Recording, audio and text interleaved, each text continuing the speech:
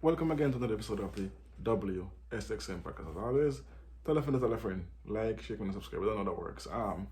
In this video, we see a pastor convince a few members to starve themselves to death.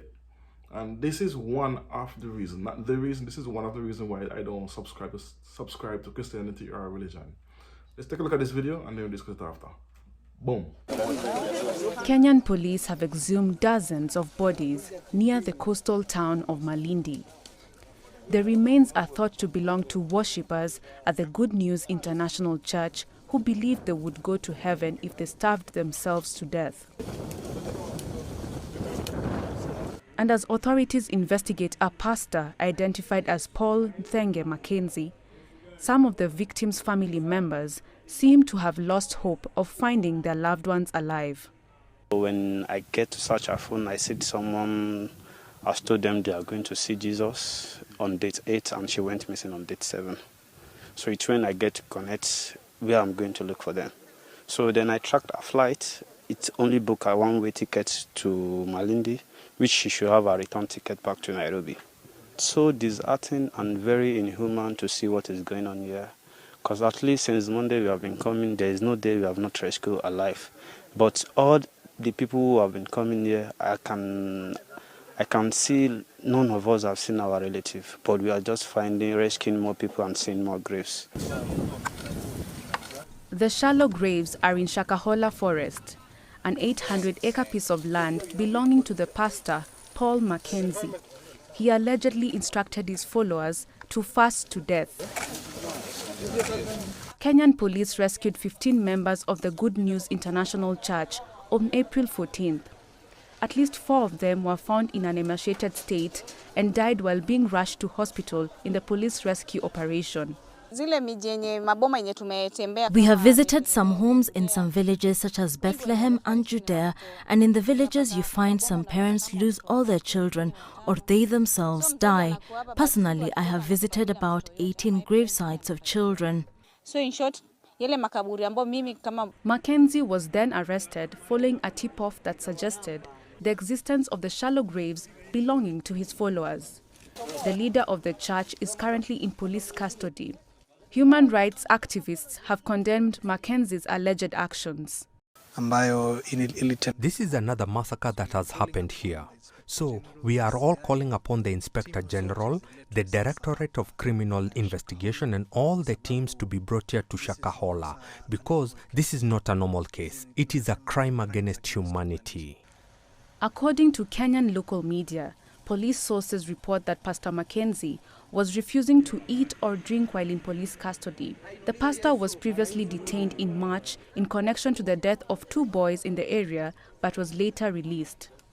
Yeah, man, that is so bad. And this is what I don't like with religious leaders who hold power and sway over their church members. This is not the first time a pastor does something like this doing mass suicide. Forest members, you have one in the 1930s, you have the Jim Jones. I don't want to go over them, but there's mass murder, religious, cultish leaders who do stuff like this. And for me, this has nothing to do with religion or Christianity. This has to do with they want to see people hurt. Because people who are struggling and who are poor are some of the easiest to manipulate when you can promise them wealth and health and all of this through God and through when they go to heaven they get all their riches rewarded and all of that crap. And religion is not my thing. I never will believe in religion, even though I grew up in the church. That's one of the reasons why I kind of not so I don't believe in Christianity as a whole, because there's too much what is the word I'm looking for? There's too much contradictions in Christianity and in religion as a whole. So they say, I hope he goes to prison for life, get life in prison, because this is not something people should take lightly, because we have to make sure these things don't happen again, which is hard because some of these religious people, they are so cultish in their mentality. They are very cultish. Like, they will do anything that the pastor says, and this is being proven over the years, because some of them have been given their entire wealth to churches and abandoned their families, kids, husbands. and go to the church and give everything, even sell their house and give all the money to the church. There have been so many examples of pastors manipulating and using people to become rich, to become wealthy, owning mansions, private jets all over the place. What does a pastor need 7 private jets and multiple homes to do? You're a pastor. If religion is what you're supposed to preach and teach, material things should not be a thing you need to have or to possess.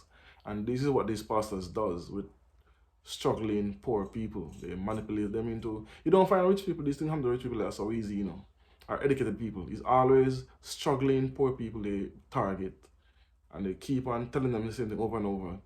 Can you imagine they can have over 100 people? So far, there's, even in this video, when this video was done, it was 50 people, but now, for the past 5 days, it's up to 109 people. So it's growing, and they're still fighting bodies. He convinced so much people to fast, starve themselves to death. You know how hard that is to do? To manipulate people on such a level where they take their own life? Not a simple task. A man like these must be locked away. And even them whoever else members in the church need to be locked up because they was aware of this and they did not say anything to anyone, to the authorities, to family members and nothing. So for me, they all should be locked up. Not only the pastor, the pastor, the other members, them who's involved and knew of it. Everybody needs to go to prison. God, you know how much families are hurt by this? Over 100 and odd families, guys. This is gonna be heartbreaking for some of these people. Anyway, but I can't believe people are still so easily manipulated in this day and age. This is not really, I'm talking about in this day and age, with all the information we have, and that's available to us, and all the other cult mass suicide have been done over the years in the past, and people know of these.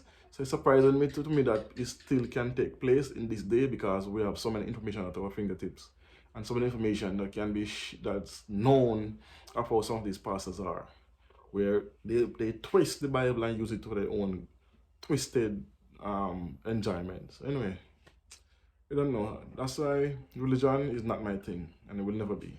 So anyway, thanks for watching. You don't know, it's a double SXM podcast. Tell them that, you don't know. Peace, one love. Boom.